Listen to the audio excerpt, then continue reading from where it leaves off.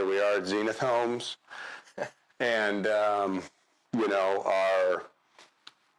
lovely building that we got the opportunity to, with our own hands, rebuild into what we wanted it to be, which is also a really cool thing that, we can look around and say, oh yeah, remember when you smashed your thumb on that hammer putting that board in, or, this or that. Like, remember staining the ceiling in the front lobby? Yeah. Oh yeah, I was doing something else. I come out there and Derek's got sweat rolling down his face and he's soldiering through it, and he's got stain running down his arm, and he's looking at me and he's cussing, and he's like, man, I'm never staining anything again after this, but we did it. Yeah. We did it, and it was so much more worth it too, I think, than having to just go out and buy something that's already pretty and ready and everything, and having to actually go through the struggle and the exercise of. I don't think we would have had the same appreciation for what it is that we have here if we had just found, one of our partners and said, hey, why don't you come in? This is what we're looking for. Here's some money, and call us when it's done. Not to mention, I think we got this project turned around in, pretty... Also record time. Pretty incredible time. Yeah, for sure. And I guess some would call it the diamond in the rough scenario, right? Definitely. It was the thing that everybody had overlooked, and we're like, man, hey, you know what? That thing over there is just what we need. It's the perfect thing for us. And we had, and then the other thing is having the vision, and being able to foresee what something can be instead of what it is. Right. And it's the same thing with a business too. Like, we had to visualize not just the physical components of the building, but also I guess you'd call it the spiritual components of a business, because a business is like that. It's in that realm of things, that something that doesn't exist at all when you started. It's just ideas that are in whatever realm that you want to call it. That's right. And you have to put all that now. One of the neat things is we've now got our first display home in here. Yeah, wasn't that a treat to see roll in? Oh, man. Another one of those. Dream come true moments. Dream come true moments, yeah. And cool to think, it's a dream come true moment for us and our business and kind of the struggle to get here. But how many dreams coming true does that represent for the people in this community and in neighboring communities who are looking for an affordable housing solution, when, quite frankly, there just aren't a lot of options, or at least it feels that way right now? It feels that way, and I think it really is that way, really. When you look out across the landscape of housing around our area, at least we can speak to that for sure, and there isn't many affordable options. No. That's a really neat point about, it was our little dream coming true to be able to build this business, and it will be our dream to come true to be able to take that and turn that into 1,000 more dreams coming true for people in our community. Yeah. What did we come up today? Turning keys and unlocking dreams. I thought that was just a succinct way of describing, what we're all about here. Yeah, no, it is, and so. So when do you think that model home will be ready for tours? Well, we're hoping for another week or so to start getting it assembled and all the things that come with that. The two halves come together and get married, which is kind of actually another little catchy thing I was thinking about. We could have a marriage ceremony as part of our package, at least on the two-section homes. Yeah. But yeah, so getting the two pieces together, and then of course we got to get power into the unit so that we can heat it up and start to let the interior get acclimated. It's going to be December, so that time of year now where we've got to think about temperature situation, and then once we get the power up and running and get some heat in there, and then we can get the crew in to finish the interior and get all that looking good. and then we're going to put actual skirting around it, just like we would on a permanent unit that's on A foundation. on a foundation. Only difference being we won't mortar those blocks. We'll just temporarily set them, but it'll look really nice and be able to showcase to people what they're going to have. What they're going to have, yeah, and what that looks like. So around mid-December, we anticipate and look forward to welcoming the public, our community in to tour our model. It's called The Grace, and you can check it out on our website, builtbyzenith.com. Yeah, that's going to be great. Really looking forward to it. Fitting name too.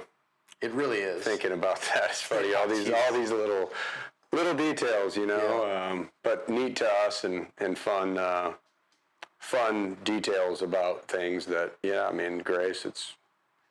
It's by grace, and we got it. We got it here. We got it ready. We're gonna get it open and be able to take as many people as possible through on a tour and show them what Zenith Homes is all about and what we can do to help them, and so many different ways too. It's not just homes. We've got great partners in the lending department.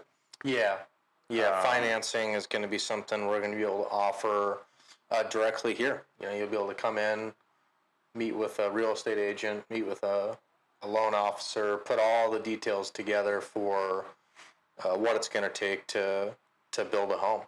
And not to mention the construction too. And the construction. Great kind of little segue into, the different topics and areas that we're going to cover on this channel.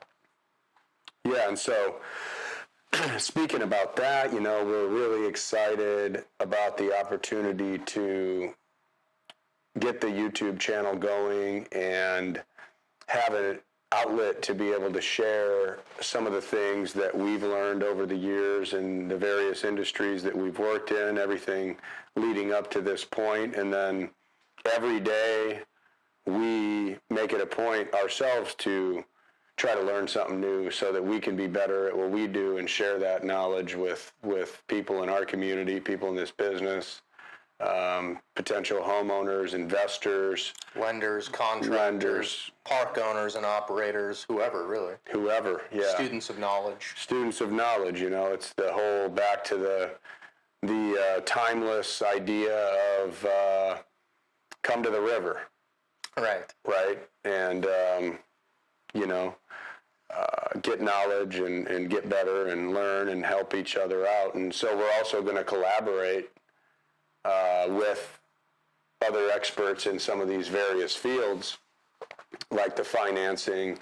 We've even got a couple of really great friends in the park businesses that can share some great knowledge about that. Investors that are eager to share wealth building tips in terms of being able to go out and buy a piece of dirt and develop it with a manufactured home and then sell it to a family that is looking for an affordable option for their first home to start to build their family. Absolutely. How many topics, fall within that we're going to cover? Everything from, site selection. How do we choose a piece of property that's going to work to build on? What does it take to find out what it's going to cost to build on the property? Where are we going to get water from? What kind of septic system are we going to need? What kind of foundation? What's it all going to cost? What about all these trees? The construction aspect is something that we'll cover, obviously, in great detail over a number of different videos here as well. So, really, it's if you want to boil it down or boil it up or whatever, it's housing in general and everything that entails. Housing could be manufactured homes, it could be flipping, it could be, the investment business that we've seen, really cropping up, buying the homes and flipping them, construction, all of it. And, and that's a great point too. It's like, we're obviously in the manufactured home side of it, but we're definitely aware of and cognizant of what's going on the stick-built side. And we're open to talk about that because in some cases, there are some folks out there that's going to be the avenue that they need to go. Yeah, this can't be the solution for everyone. It just isn't. Right. It's not. It's not for everyone, and we want to be aware of the industry as a whole, and how we fit into that, and be good at what we're good at. And there's other folks out there that are great at what they're great at. Yeah. And we might even have some of them in to talk about that, because there's collaborative opportunities when you're open to that kind of a mindset where it doesn't have to be a zero-sum game. You know. Well, I'm really looking forward to that. Same, me too. I'm really looking forward to it, and it's going to be really neat. It's going to be a fun journey. I think we're going to be able to share a lot, learn a lot, and then hopefully be able to help as many of you as possible. And we're looking forward also to comments along the way. Yeah, feedback. Questions, feedback. The platform is so neat because it offers that type of opportunity for it to be interactive. Yeah. Yep. So please feel free to engage as much as or little as you would like. And subscribe. Definitely subscribe. You know, if you're the type of person that's maybe never hit the subscribe button in your entire life, this might be the situation where you want to change that. I know there's going to be valuable education and guidance. Yeah, to Derek's point, I definitely think it will be. It will be a channel you're going to want to subscribe to. One way or another, you're going to get something valuable out of it. And there's so much misinformation out there too, and that's, one final thought I have is we're going to do our best to just deliver the truth as we've learned it. Because we've along the way stumbled upon a lot of mistruths, and those are unfortunate. The misinformation out there. We had one set of folks come in the other day. Yeah. Excuse me, talking about Just misconceptions about depreciation of manufactured housing, and there's a lot of misinformation out there about that. Well, I almost fell out of my chair. Yeah. I mean, I almost fell out of my chair because to hear somebody say that they had bought into an ideology or a belief that a manufactured home, after it's purchased, begins to depreciate. Not only that, but the figure that she quoted, I can't recall, but it was like 30% or something in the first year. And look, that's frankly just not true. And we've got over 1 million, literally million examples of the complete opposite, in fact. How is it that somebody bought a manufactured home in 1999 for $87,000, fast forward to 2024, and they just sold it for $480,000? Right. Now, I don't know. Speaking for our market, at least. Yeah, I don't know what's going on in, Other areas. Arkansas. Yeah. We're not going to talk about Arkansas because, we just don't know about it. But we know Washington. We really know Western Washington.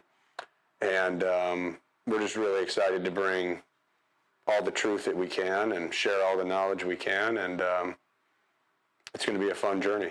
Yeah, it sure is. Thanks, everyone, for tuning in.